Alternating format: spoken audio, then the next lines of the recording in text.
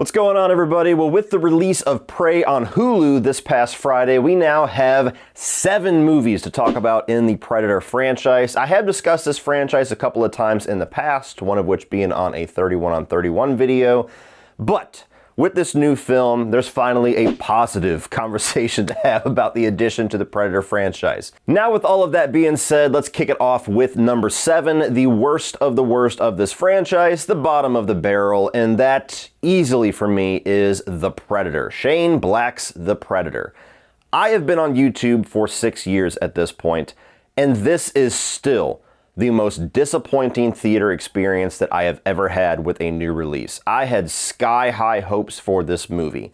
I love Shane Black, not only as a writer, but also as a director. The fact that he was going to be bringing his skills as a filmmaker and a writer to this franchise, the fact that he was actually one of the stars of the original film, to me, it was just all of the stars aligning. There was no possible way that this was not going to be an awesome movie, and I was ready to put all of my chips onto the fact that this was going to be easily the best sequel that we have ever gotten since the original film.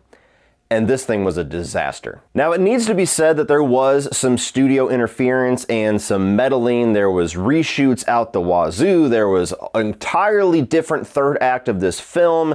And the thing is a mangled cut that we were able to see, and there has yet to be any kind of a director's cut. Not all movies get the Zack Snyder treatment, unfortunately. So I don't know if Shane Black's original take for this movie, his original script and his original shot version is any better. But the version that we have to view and to talk about is a disaster of a movie from start to finish. I don't think that the initial setup is all that bad. I think that the whole story about this kid with autism getting a hold of this little relic and calling down the Predator by mistake is a good setup for the movie. Everything after that initial setup, unfortunately, is a giant down spiral for me. I think that the initial Predator that we get is pretty cool. I think that the look of it is cool and the action that we get is pretty cool. But as far as the other characters, the human characters, you've got Boyd Holbrook here as the lead. I don't think he's a very interesting lead. I don't think that he's a very interesting character. He's very clearly written to be the quippy guy, and all of his one-liners just seem overly written. You have this whole ragtag group of like psychos that are brought in, where you got like Thomas Jane and a couple other people that you'll recognize. You've got Key from Key and Peele in here, and again, they just feel overly written. Like, usually Shane Black's writing is very natural and organic and easily hilarious, where here it almost felt like he was stretching himself and really trying to find jokes and one-liners that just did not come across very well to me. And then the back half of the movie is where it just tanks. You got this fully CG'd gigantic predator that comes in out of nowhere that becomes the main antagonist for the third act of the film. The way that the timeline and the scenes go into each other with the mangled cut that we get make no coherent sense, where they reference an entire night that we did not get to see. There's something that's like swallowed in the beginning of the movie that is now days later that doesn't make any sense. You have this whole CG fest where they're riding on this ship over like this shield that's over them. There's even kills in this movie that the editing is disastrous on. There is a major antagonist in this movie that dies in such a quick and chaotic cut that it took me another 10 minutes to even realize that character was dead, just because I'm like, oh, well shit, I haven't seen that character in a while. I guess he was the one whose head just exploded. And this movie has one of the most asinine and ridiculous post-credit scenes that I've ever seen in my life, where they're trying to set up like this Predator Iron Man suit. I mean, this thing agonizes me. It really does. This is a film that I was disappointed and confused by the first time that I saw it, and every single time that I rewatch it or talk about it, I hate it more and more. Now, before we get into my number 6, it's time to talk about the sponsor of today's video, Geology. Geology is a 9-time award-winning men's skincare company. All you do is go onto their website, take a 30-second quiz, and they send you a kit of products that are customized for your individual needs. No matter what your skincare needs, if you're trying to reduce acne or oiliness, if you're trying to get rid of that puffiness underneath your eyes in the morning, or just reduce the appearance of your wrinkles as you've gotten older, Geology has has all top-notch products that will help you achieve those skincare goals. I chose a kit that is geared towards helping me reduce the puffiness underneath my eyes in the morning, which is something I deal with almost every day that I have an irregular amount of sleep. My kit came with a Vital Morning face cream, a nourishing eye cream, a repairing night cream right before you go to bed, and 2 individual bottles of everyday face wash, one for the shower and one for the sink or the gym or your locker. Nobody wants to have to run back and forth. Over the past year, I've used 3 different products trying to reduce this puffiness issue, and I have had the exact same result in the end. I don't notice a gigantic difference in the morning, and every cream that I have used really irritates the skin underneath my eyes and even burns my eyes. And since using Geology products, I've not only noticed a difference in the morning, but I have never had any irritation in my skin. If you're interested in checking out Geology, they will send you a 30-day trial kit complete with 5 items, including the 2 separate bottles of face wash. That's a $50 value that is only going to cost you $15. Head to geology.com and take their free skincare quiz to save up to 70% off of your 30-day trial. Even better, join their new Geology Galaxy community for more daily tips, giveaways, and more at discord.gg/geology. That's GEOLOGIE. And thank you to Geology for sponsoring today's video. Number 6 is going to be Alien vs. Predator Requiem. Now, on one hand, I think that the filmmaking, the directing is certainly better on the Predator, but I despise that movie on a level to where AVP Requiem, as bad as it is, I can take this easier than I can Predator. And this movie is not good in any way, shape, or form. It's taken the initial concept of AVP and taken any creativity or cleverness out of the script writing whatsoever. And there's many people that would laugh at the fact that I even said those words in relation to AVP, period. But you got the most face value Alien versus Predator story that you can possibly have, where you got one Predator and you got the alien that's like the Pred-Alien hybrid, and you have this small town and some random, very uninteresting human characters caught in the mix. And the only thing that this movie tries to do to respond to the criticism of the first film is turn the gore way the fuck up.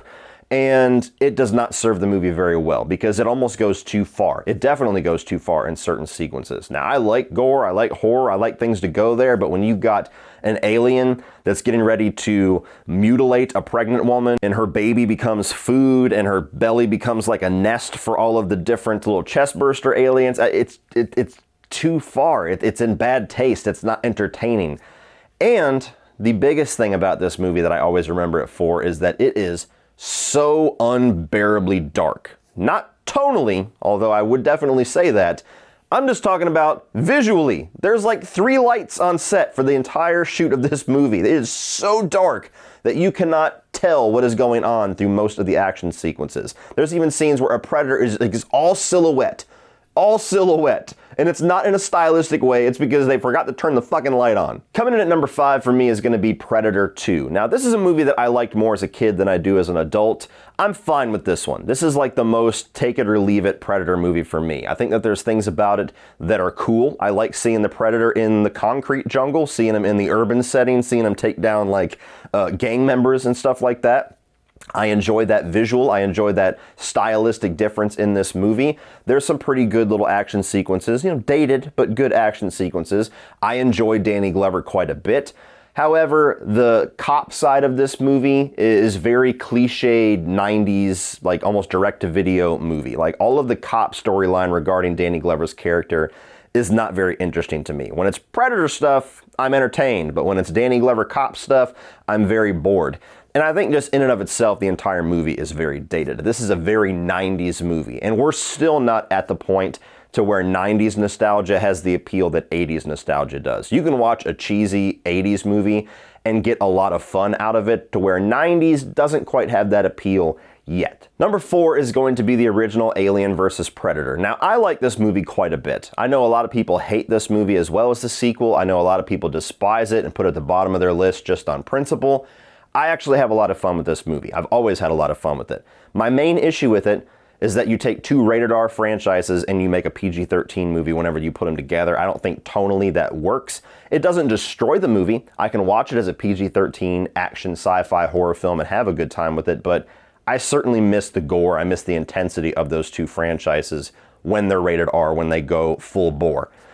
Other than that, I actually like the narrative kind of setup that we get here for the aliens and the predators fighting. I like the whole pyramid trap thing. I like the fact that we have this lore, this added lore to the predators where they use the aliens as hunting practice and the humans get tied into all of that. I love the fact that the predator teams up with Sana Lathan's character by the end of it. I think that that makes for a pretty cool third act, including the fight with the queen alien. So purely looking at entertainment value, I have always enjoyed this movie. It's not nearly as deep or nearly as good as the best of either of these franchises, but for a schlocky B-movie little matchup, just like with Freddy vs. Jason, I have a good time with what they're trying to do here. Number 3 is going to be Predators. Now, this is a movie that I was not the biggest fan of the first time that I saw it. It was pretty disappointing, but over time, I've grown to really, really enjoy this movie. To the point where when I saw Prey, I wasn't sure which movie I liked more. And obviously, you haven't seen Prey yet. I like that movie quite a bit.